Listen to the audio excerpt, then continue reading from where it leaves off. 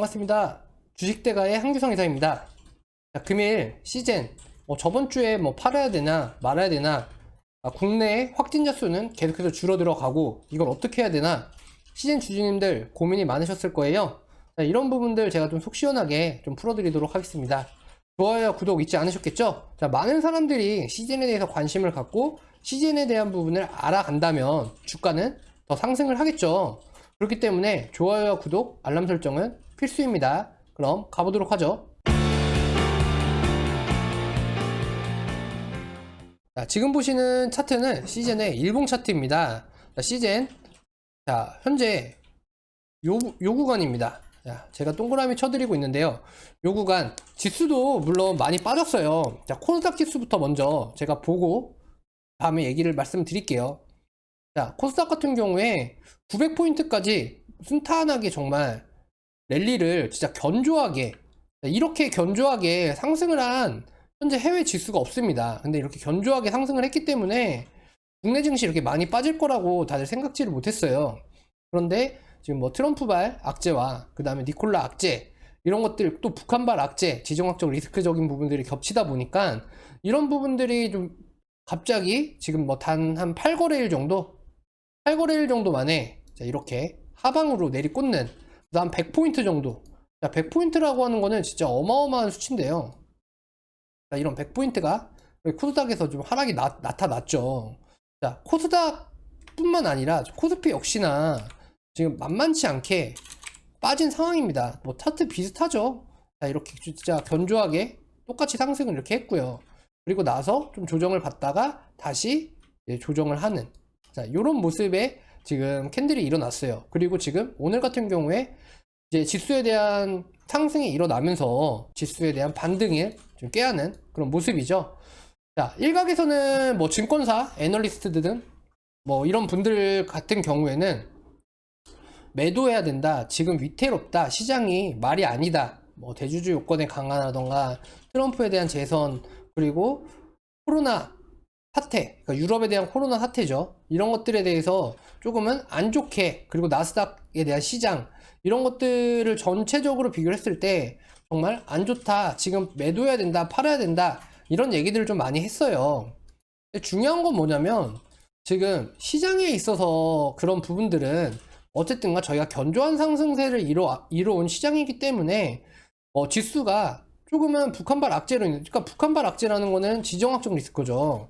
그러다 보니까 그런 악재들로 인해서 또 이제 저희가 좀 더 안 좋게 조정을 받을 수 있었지만, 또 김정은 위원장의 또 빠른 사과로 인해서 저희가 좀 안정적인 모습을 또 찾아가는 그런 흐름이고요. 그리고 또 미국의 경기 부양책, 이런 것들이 조금 맞물리면서 자, 금일 시장을 좀 상승하면서 주도하는 그런 모습들이 좀 나타났습니다. 자, 시젠 2분기 때까지 이렇게 좀 많이 올랐어요. 그러고 나서 2분기 실적 발표가 나고 호재성 이슈, 기대감이 좀 떨어지니까 다시 좀 하락을 한 이후에 또 신제품이 발매가 이렇게 되면서 또 큰 양봉을 또 이렇게 나타냈고요. 그리고 나서 시장에 맞물리면서 같이 좀 동반 하락을 한 그런 모습들이었습니다. 근데 중요한 건 뭐냐면요, 현재 이 구간입니다. 여기 지지라인을 하고 있는 이 구간들이 되게 중요하게 생각을 하셔서 보시면 될 것 같아요. 자, 시젠 같은 경우에는 딱 보시면 아시겠지만 지지하는 구간도 탄탄할 뿐더러 이제는 글로벌에 대한 이제 진당 밑에 기업이다 보고, 그리고 나서 이제 매출에 대한 부분이 정말 기하급수적으로 엄청나게 매출이 일어나는 그런 기업이 돼버렸죠. 그러다 보니까 지금 시장 내에서는 말들이 많았어요. 자, 제가 이제 제 영상을 보신 분들은 아시겠지만 이 구간에서 제가, 그리고 요 구간에서죠, 요 구간에서 자, 이 가격 다시 안 온다, 꼭 사셔야 된다, 꼭 사라, 얼마 안 남았다 라고 이제 설명을 드렸을 거예요. 자, 왜 그랬냐, 자, 여기서는 정말 시장이 기하급수적으로 빠진 부분, 이런 것들, 그리고 시장의 상승이 나올 때, 그런데 저희 반대편 입장에서 계신 분들에 대한 애널리스트나 증권 관계자들의 얘기를 들으면, 자, 시즌 꼭 지금 팔아야 된다, 코로나 환자 수가 계속해서 줄고 있다, 이렇게 말을 했어요. 근데 그거는 정말 시즌에 대해서, 아니면 진짜 실전 투자에 대해서 좀 잘 모르시는 분들이 이렇게 좀 말씀을 하신 것 같은데, 자, 저희가 보는 관점에서는 명확합니다. 자, 어떤 부분이 명확하냐, 시즌 지금 저희 나라에서에 대한 매출 비중이나 이런 것들은 좀 중요하지가 않아요.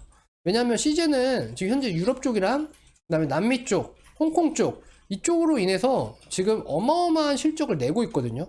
그리고 그쪽에 이미 파이프라인들이 다 갖춰져 있기 때문에 글로벌 매출에 대한 비중이 엄청납니다.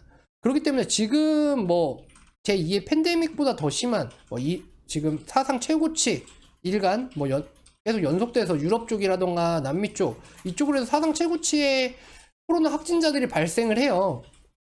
자, 그렇다면 제가 일전에 제 영상을 보신 분들은 아시겠죠?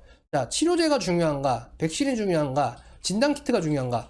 당연히 진단키트가 먼저 선행이 되어야지 맞는 거겠죠. 야, 진단키트 같은 경우에는 일단은 독감하고 뭐 A형 감염이라던가 B형 감염 이런 것들부터 먼저 분류가 된 다음에 전염병, 코로나19에 대한 부분을 먼저 판가름이 되어야 그 부분에 대해서 치료가 이루어지는 겁니다. 그리고 전염성이 워낙 강하기 때문에요. 자, 제가 걸렸다라고 칩시다. 그러면 제 가족, 그리고 회사에 있는 동료들, 그리고 제가 만나고 다니는 사람들 2, 30개 정도의 그러니까 2, 30명 정도가 검사를 해야 돼요. 최소한. 제가 뭐 며칠 동안 만나고 다니는 사람들이고 그 식당이며 어디며 이렇게 뭐 되겠죠. 물론 제가 지금 걸렸다는 게 아니라 수요 자체가 이렇게 한 명에서 기하급수적으로 퍼져서 전파가 된다는 거예요. 이렇게. 그리고 나서 이 만약에 확진자가 또 발생하면 여기서 또 전파가 되고 전파가 되고 자, 그러면 진단키트에 대한 수요는 늘 수밖에 없어요. 그리고 이 전 영상에 보시면 아시겠지만 3분기 실적이 진짜 어마어마하게 찍혔습니다. 레포트를 뭐 제가 보여드리면서 또 설명을 드렸었죠. 자, 그러다 보니까 시즌 같은 경우에는 현재 이 구간 상당히 좀 매력적인 구간이다. 지금 구간에서 잡으셔야 된다 라고 제가 계속해서 말씀을 드렸어요. 자, 오늘 시즌 반등 나왔죠. 자, 저는 지금이 시작이라고 봅니다. 자, 아래 단계를 좀 어느 정도 잡아갔고요.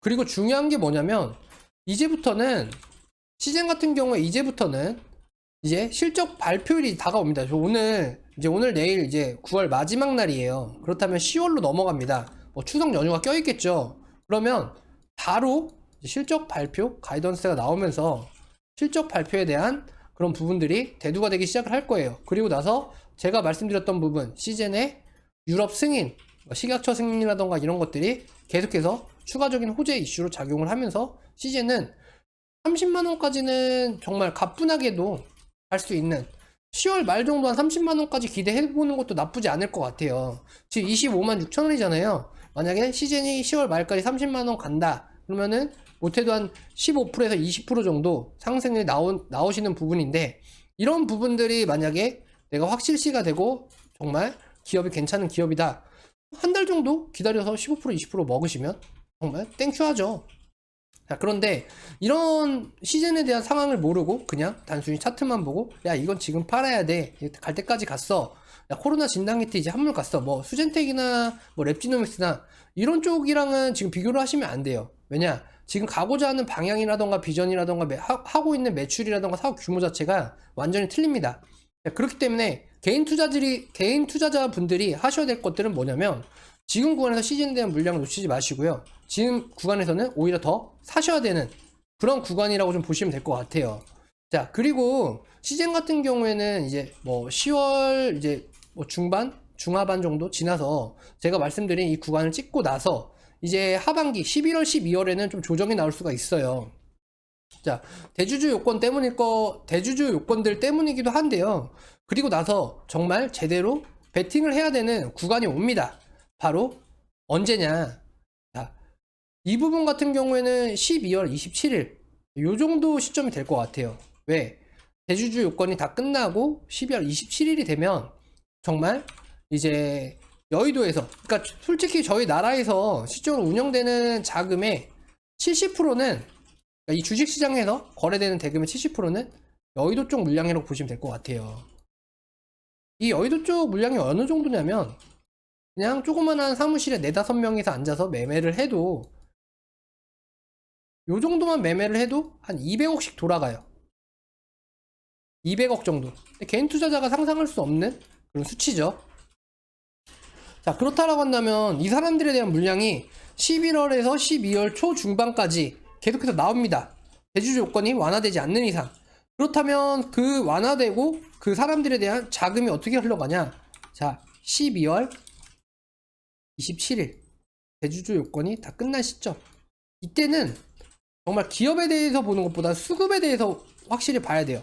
이 사람들 같은 경우에는 진짜 몇십억씩 꽂거든요. 그러면 1순위, 2순위, 3순위 이렇게 꼽아요, 종목들을. 그리고 나서 정말 제대로 된 수급이 쏠리는 쪽에 한 종목으로 몰아서 베팅을 합니다. 자, 저희는 이게 CGN이 될 수 있고요, 뭐 제넥신이 될 수도 있고요, 제넨바이오가 될 수도 있고요, 레고캔바이오가 될 수도 있고, 이거는 그때 가서 저희가 기업에 대한 부분이나 이런 것들을 정말 보고 옥석을 제대로 가려서 그때 정말 몰빵을 할 수 있는 기회.